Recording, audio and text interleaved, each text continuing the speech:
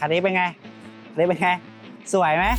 นี่บอกเลยอันนี้ได้เป็นตัวหัวเดี่ยวออโต้กับเจ้า Isuzu D-Max คันนี้ของเราแล้วมาดูในส่วนของตัวดีไซน์ล้อแม็กนี่เป็นไง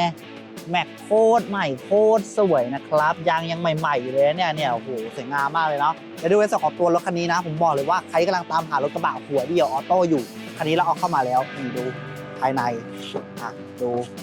นี่ได้เบาะหนังด้วยคันนี้เห็นไหมติดจอ Android ให้เรียบร้อยเกียร์ออโต้นะจ๊ะทุกอย่างมีให้ครบเลยนะสำหรับใครที่กำลังตามหาเจ้ากระบะหัวเดี่ยวออโต้อยู่มาดูคันนี้ได้เลยนะครับบอกเลยว่ารถสวยๆเลยนะใครที่อยากสนใจนะทุกคนลองติดต่อเข้ามาได้เลยนะจะซื้อสดจัดไฟแนนซ์ได้หมดเลยนะครับสำหรับใครสนใจรีบต่อเข้ามาเนาะหมดเลยนะหัวเดี่ยวออโต้บอกเลยว่าหาโคตรยากนะครับคันนี้เนาะโอเคใครสนใจรีบต่อเข้ามานะครับแล้วใครชอบวิดีโออย่าลืมกดไลค์กดแชร์เนาะวันนี้ขอตัวลาไปก่อนแล้วพบกันคลิปหน้าทุกคนสวัสดีครับ